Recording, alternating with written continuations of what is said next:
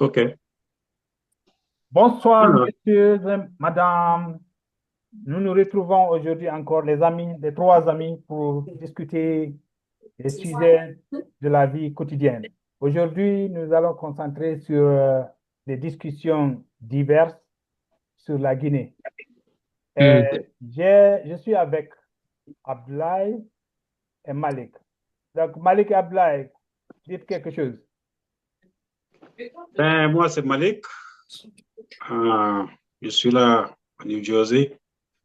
Ça fait toujours plaisir de se retrouver et discuter de l'actualité, de ce qui se passe à travers le monde et partager nos idées.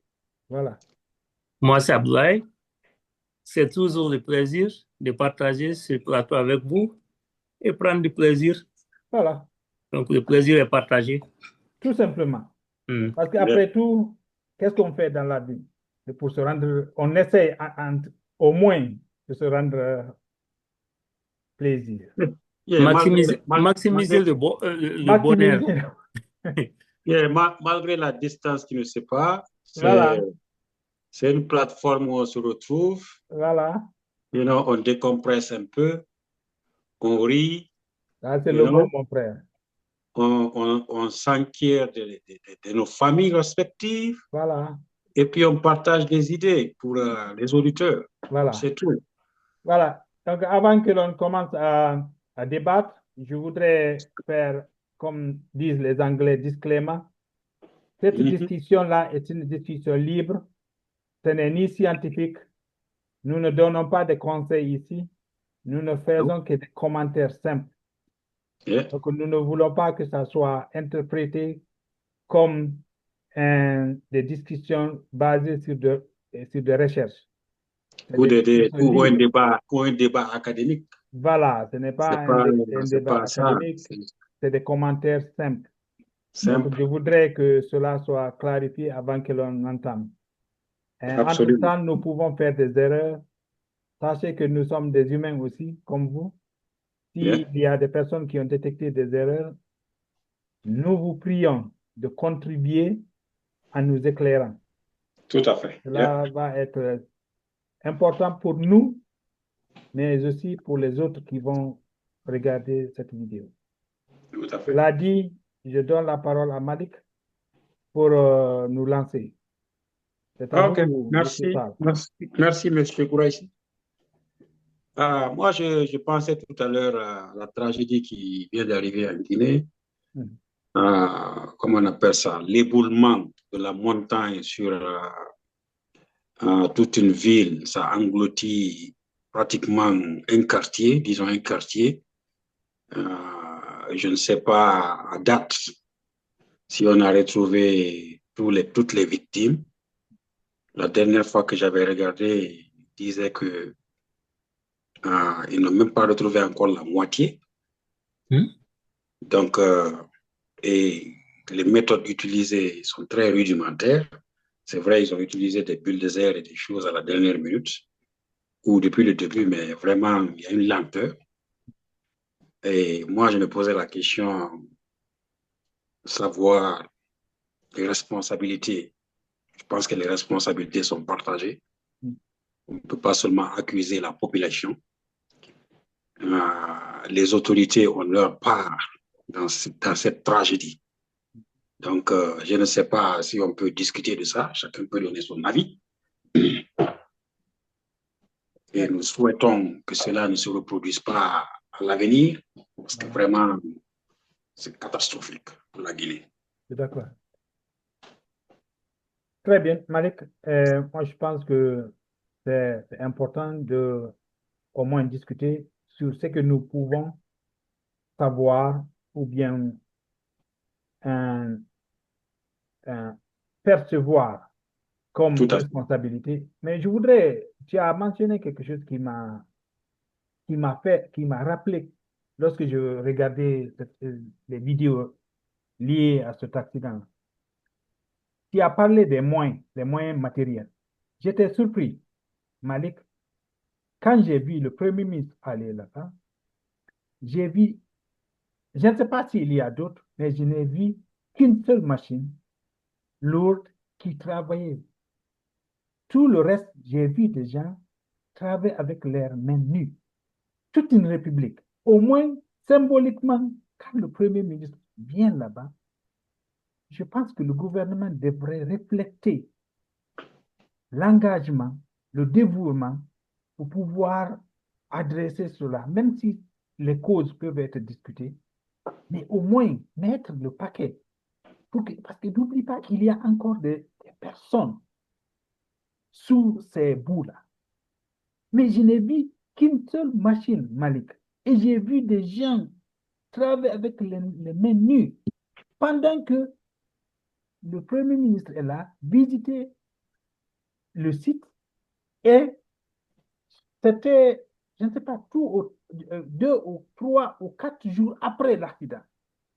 Imaginez, tout un pays, dans la capitale, ce n'est même pas une, C'est à 50 km. ce n'est pas une ville lointaine, au fond de la Guinée, dans la capitale, 3, 4 jours après un accident de ce genre, je ne peux pas comprendre que le gouvernement ne mette pas le paquet à mettre des machines.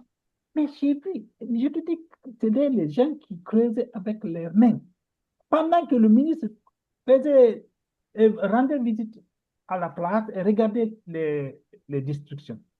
Au moins, pour son image, ou bien l'image du gouvernement, moi je me disais qu'au moins, même si c'est durant cette petite visite, que l'on montre au moins qu'il y a des moyens que le gouvernement a mis en place pour pouvoir adresser ce problème. Je ne sais pas ce que vous pensez de ce point, avant que l'on... Moi, je pense que c'est... Si tu vois sous cet angle-là, tu vas dire que c'est vraiment méprisant. Mais à partir du moment que... Moi, comme l'a dit Malik, les responsabilités sont partagées. D'une part, mais moi, je peux dire qu'à 60%, c'est l'État. Parce que l'État a vu ça venir. Ils n'ont pas anticipé. Et ils ont laissé les gens construire. Alors, nous savons, nous sommes tous nés là-bas, grandis là-bas, nous savons ce qui se passe dans ce pays. C'est pas facile, c'est seulement ceux qui ont perdu des parents là-bas, malheureusement pour eux, mais c'est toute une nation. Normalement, même le président, il devait décréter une journée de deuil pour ça, parce qu'il y a eu des morts, il y a eu vraiment des victimes, et d'autres n'ont même pas retrouvé leurs parents.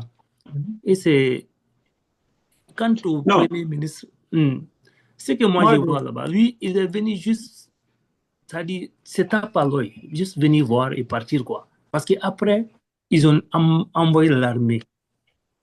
On dit génie militaire. Ils sont venus pour faire quoi? Avec un tracteur. Ce n'est même pas une machine. C'est des machines qui créent les choses. C'est comme si quand on veut bomber les routes, là, c'est qu'on utilise. Pour tout, il y a eu 17 familles. 17 familles. Imagine, quand on te dit 17 maisons, il y a combien de personnes? Une famille africaine, le minimum, si on te dit une maison, il y a au moins 5 personnes. Donc, l'État a failli, c'est ce que moi je peux dire. Je sais que la population, ils n'ont pas de choix. À leur place, c'est ce qu'on allait faire, mais l'État est là pour organiser. Là, on peut le dire de cette façon. On peut dire que on va toujours responsabiliser l'État, parce que c'est l'État qui donne les terres, que c'est l'État qui donne les permis de construire. L'État doit contrôler, l'État doit être en contrôle de sa population. Mais ce qui est déplorable le plus, parce qu'à date, moi, je n'ai pas entendu que le président s'est déplacé pour aller voir ce décombre. On a vu ici, s'il y a des, comment on appelle ça, s'il y a des calamités naturelles ici qui se passent, le président des États-Unis se déplace pour aller là-bas. Et s'il y a des calamités comme ça, on déplace l'armée. Ce n'est pas une petite unité de l'armée qu'on envoie là-bas. Ce n'est pas 5 militaires ou 4 militaires qu'on envoie. Mais c'est à ça que sert l'armée. L'armée doit aider. Et quand une petite machine, des catastrophes naturelles comme ça. Combien de militaires nous avons dans ce pays-là? Les populations ne devaient même pas prendre des pelles là-bas pour aider à creuser. Ils devaient délimiter ça et laisser ça aux mains de l'armée. C'est l'armée qui devait faire ça en 2 jours, 3 jours, 4 jours, ils ont fini. Mais à date, Mamadi Doumbouya n'a pas été là-bas. Moi, je n'ai jamais entendu parler, faire un communiqué à la télé, lui-même s'exprimer pour présenter des condoléances à la population. Aucun support moral en tant que président dans ce pays. C'est comme si les gens là sont abandonnés à eux-mêmes. C'est surtout ce côté-là qui est vraiment déplorable et qui est énervant.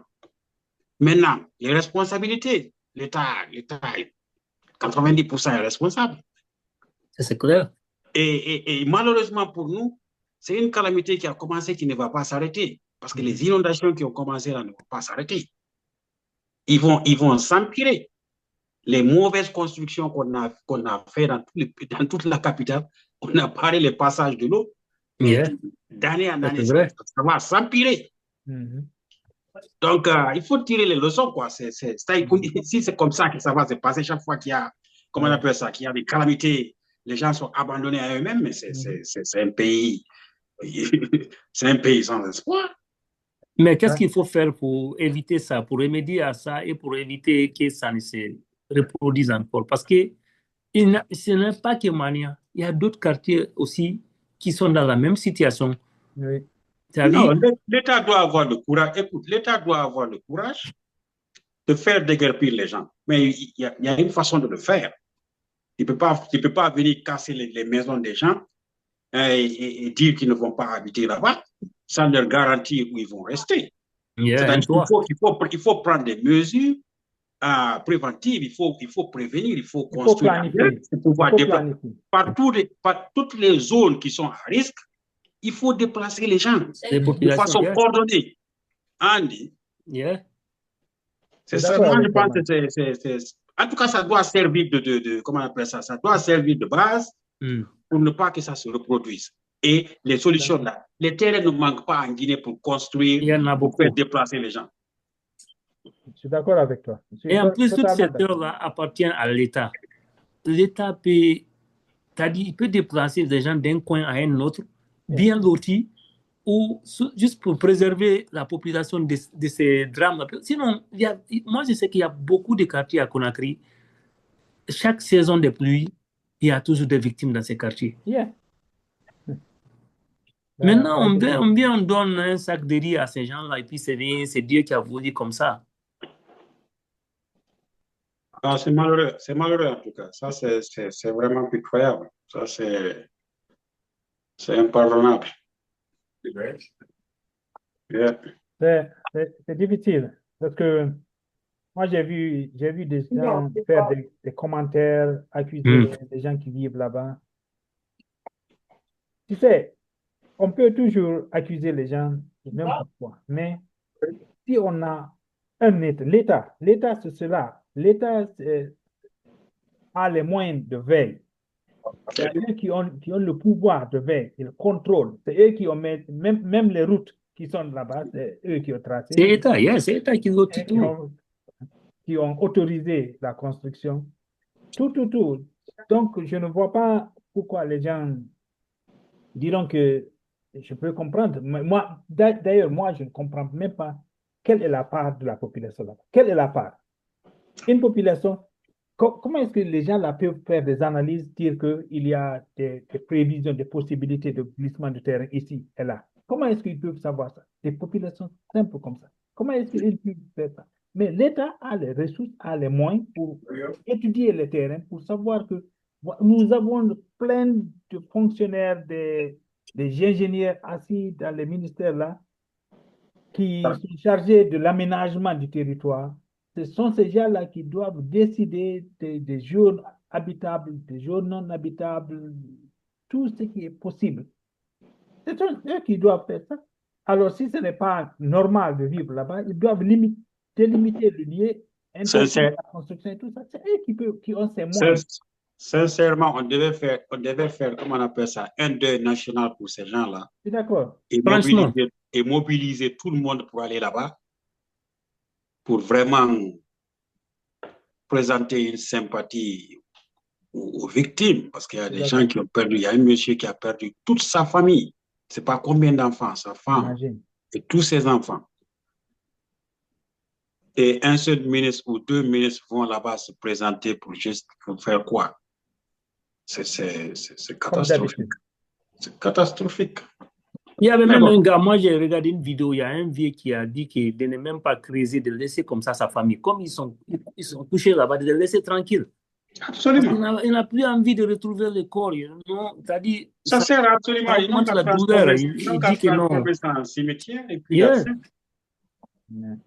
Dommage. c'est tout. Franchement, nos États là en Afrique, moi je ne comprends pas des fois quoi. Chacun fait sa responsabilité. Si les questions de partager le bonheur, chacun veut prendre sa part. Mais des situations. Parce que quand nos États là ne sont pas organisés, on n'ira nulle part, ça c'est clair. C'est l'État qui doit débattre. Ici, tu ne peux pas construire dans un endroit comme ça. Tu ne peux même pas venir occuper un endroit comme ça si tu n'as pas l'autorisation de construire ou bien même de t'installer là-bas. Mais chez nous là-bas, c'est dans l'anarchie. Quelqu'un peut te vendre une parcelle et il va vendre à une autre personne, et dans un endroit qui n'est même pas loti. Dommage. Et il peut avoir les papiers signés, documentés de l'État, tout. Ouais. Alors que ce n'est pas vrai. C'est vrai. Nous prions pour l'âme des personnes disparues. Et nous espérons qu'un jour les choses vont changer. Mais à ce rythme, c'est un peu difficile. La Guinée, on ne vit que d'espoir. Je ne sais pas si vous avez quelque chose à ajouter sur ce point avant que j'annonce le deuxième point que je souhaite. Moi, je pense qu'on en a débattu suffisamment. Yeah. OK. On peut passer. OK. Donc, il y a un autre point que je voudrais proposer. C'est, je crois que vous êtes au courant que en ce moment, la Guinée se prépare pour le référendum du septembre. C'est quel jour? 21. Le 21 septembre. Voilà. Donc, il y a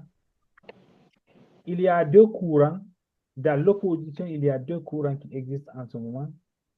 Il y a le premier courant, c'est ceux qui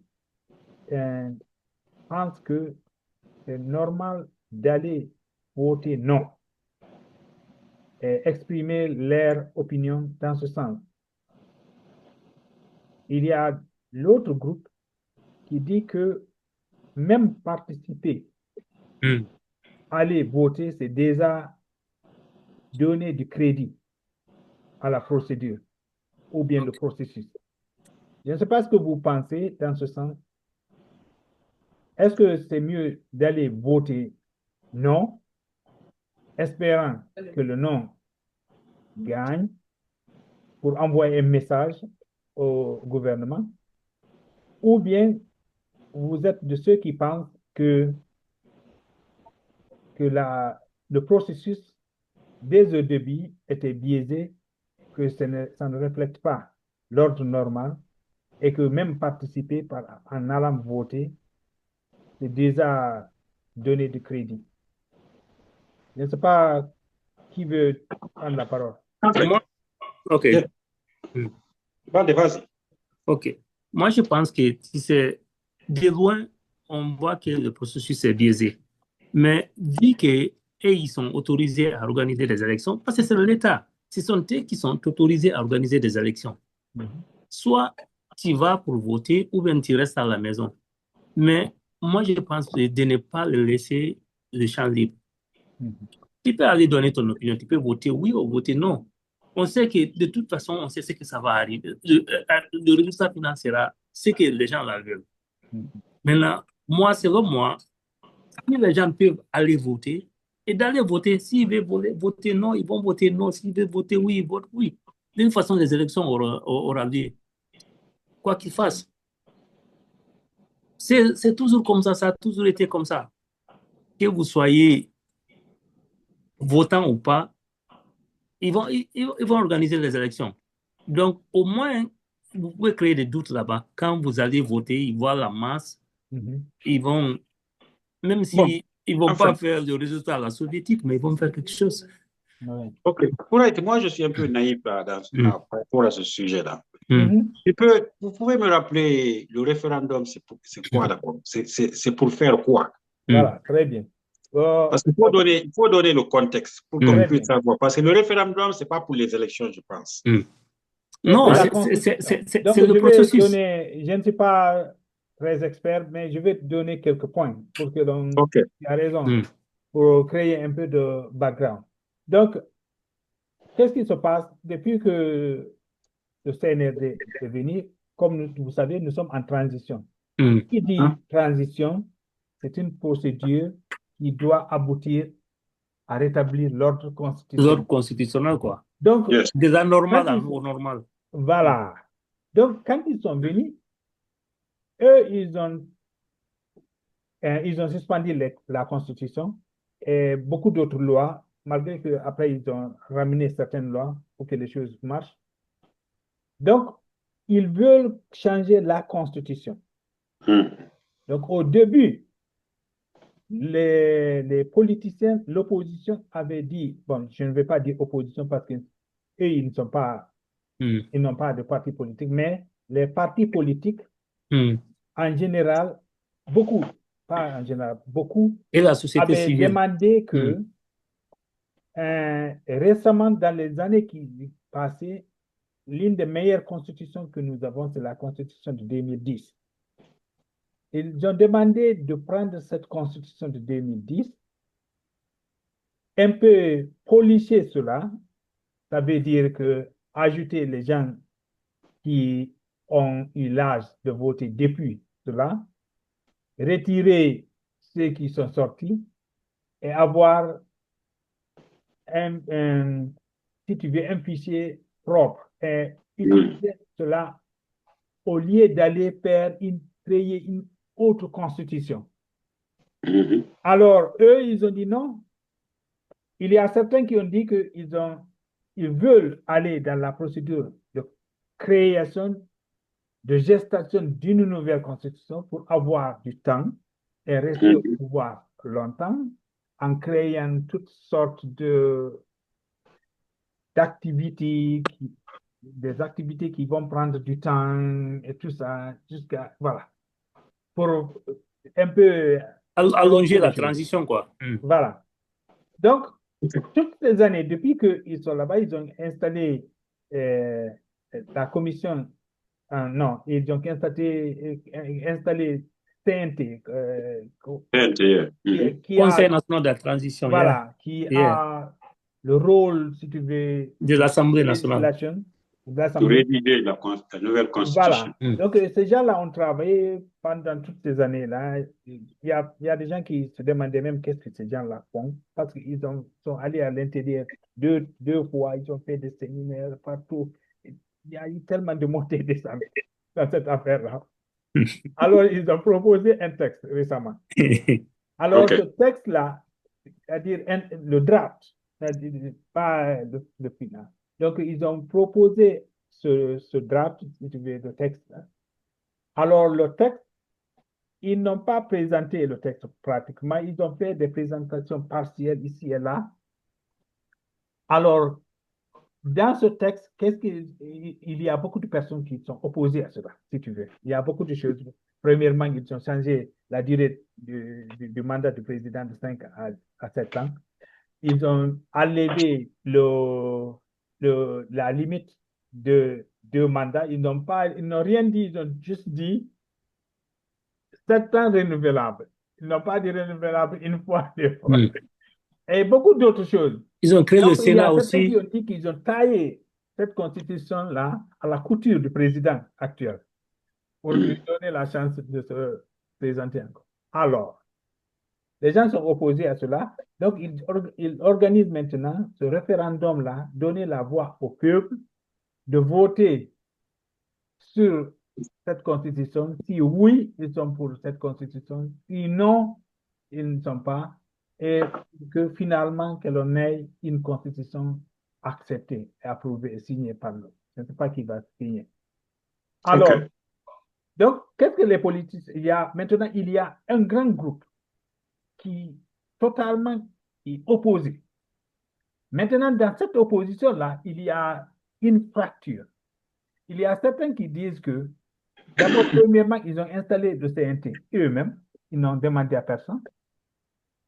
Ils ont commencé à travailler sur cela. Ils n'ont pas fait appel à personne, c'est eux-mêmes qui ont fait le texte, qui ont recensé. Ils ont fait un recensement tellement bancal, de sorte qu'ils ont dit que Kankan est plus peuplé que la région de Conakry. Donc, les gens pensent qu'il y a tellement d'anomalies dans toute cette procédure du début là, de sorte que même participer, même aller voter non, c'est déjà participer. Parce que ça, c'est un point important. Parce que juridiquement, si tu voter non, c'est voter aussi. Donc, c'est une participation à la procédure.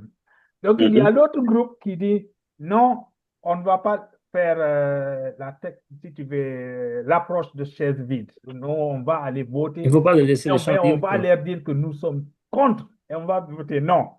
Et on va gagner. Donc, il y a ce groupe-là maintenant. Donc, la question que je me demandais, qu'est-ce que vous pensez? Moi, je pense que c'est toujours ce qui arrive. C'est-à-dire, c'est cette hypocrisie au sein des partis politiques qui les affaiblit, en fait. Ouais, ici, Malik, parenthèse, ça, ce n'est pas seulement les partis politiques, parce qu'en ce moment, c'est la société civile, c'est des gens simples, des trucs comme ça. Ce n'est pas seulement les partis politiques, parce que les partis politiques font partie de la société civile. Voilà. Donc, je comprends, mais ce que je veux dire, c'est-à-dire, c'est ce manque comment on appelle ça, de cohésion. Si vous voulez dire non, il faut qu'il y ait une forte cohésion. Bon, mais tu vas voir, au début, certains avaient dit non. Au milieu des choses, ils ont changé, ils ont dit oui. C'est-à-dire, il n'y a pas cette cohésion. Et tant que cette cohésion-là n'existe pas, c'est une faiblesse et ça donne toujours un poids au pouvoir, parce que le pouvoir connaît la faiblesse des partis politiques et de la société civile. Donc, ils vont exploiter ça, parce que si depuis le début, il y avait eu un bloc fort qui avait dit non, ça ne peut pas continuer. Mais il y a une hypocrisie toujours. Moi, j'ai vu ça. Regarde même les gens des partis politiques qui vont rejoindre le gouvernement, des trucs comme ça, là. C'est ce qui les fatigue. Maintenant, et là où nous sommes aujourd'hui, c'est-à-dire la société civile ne peut rien. Les partis politiques qui disent non, là, ne peuvent absolument rien. Comme Ablaye a dit, le processus va continuer et le processus, on sait à quoi ça va aboutir. Je suis d'accord avec toi. C'est ce qui est dommage. Maintenant, moi, je n'ai pas compris ton point de vue entre les deux. Pas toi, exactement. Moi, personnellement. Lequel de ces deux groupes-là moi, personnellement, par rapport à tous les points qu'ils ont situés, quelques points que j'ai entendus. Les deux groupes.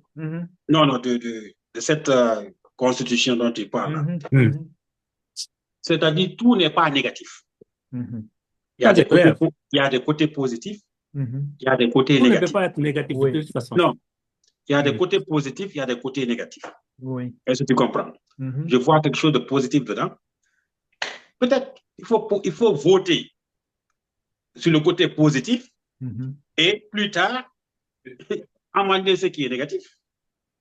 Est-ce que tu comprends? Au lieu de dire on fait un bloc, on ne vote pas, on reprend tout encore, c'est un retard. Mais maintenant, ce que tu as dit là, ça c'est un raisonnement logique. Maintenant, les raisonnements logiques marchent seulement si on n'a pas d'agenda. C'est ça le problème. Parce que quand c'est logique, c'est quelque chose qui doit être accepté en consensus. Parce que ce que toi tu as dit là, dans ce sens, allons faire ceci et on va faire après. Mais est-ce qu'il y a une possibilité, une certaine pression pour pouvoir faire ce que tu as dit là, en deuxième terme? C'est ça le problème. Parce que n'oublie pas que les gens qui ont proposé cela ont proposé ceci. Point. Tu vois, à moins qu'un autre régime vienne modifier cela à long terme, mais en ce moment, c'est ce qu'eux, ils ont proposé. Parce que là aussi, cela. Parce que ce que tu as dit là, ça, c'était les discussions qui devraient être faites Débattu, au hein. Et débat. puis même la Voilà, population durant qui est les là, débats. ils Voilà. sont même pas, On Malik, discute, ils ne on connaissent aime, on rien de n'aime pas, ce qui est après dans le contenu même de la Constitution. Tu sais, c'est pas que les gens sont contre la Constitution.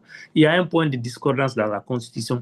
Il y a des Non, points. il y a beaucoup de points. un article 47 de leur charte de la transition où Mamadi dit que lui, ni aucun membre de son gouvernement et du CNRD sera candidat. Donc, pour les opposants, là, il fallait ramener cet article-là dans la nouvelle constitution. Exactly. Le fait que ça n'a pas été fait, donc, ils s'opposent. Pour eux, c'est taillé sur mesure, c'est pour que Mamadi se présente. Donc, c'est ça le point de discordance. De toutes les façons, moi, ce que je pense, certains des partis politiques aussi ont failli.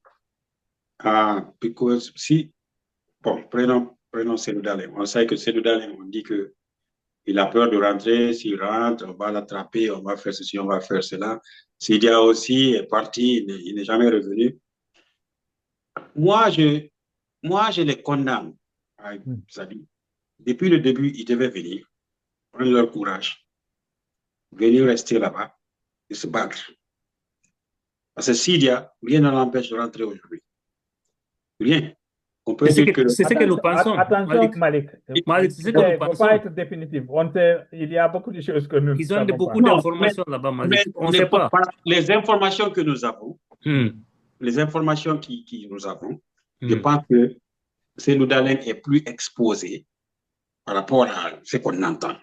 Il est plus exposé. C'est son nom qui a été dit partout. Est-ce que tu comprends?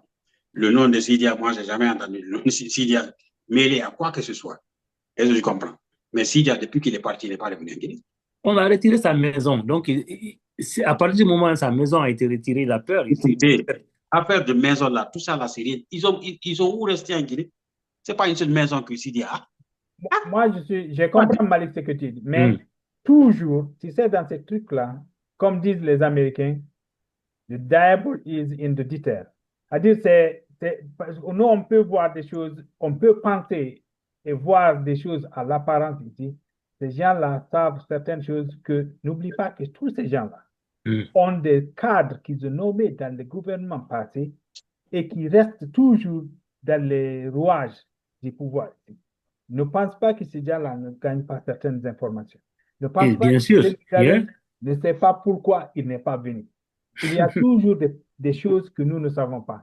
Parlant de l'autre côté, Malik, nous avons vu des gens en Guinée qui n'ont apparemment fait rien, mais qui ont disparu. Et qui ont disparu. Écoutez.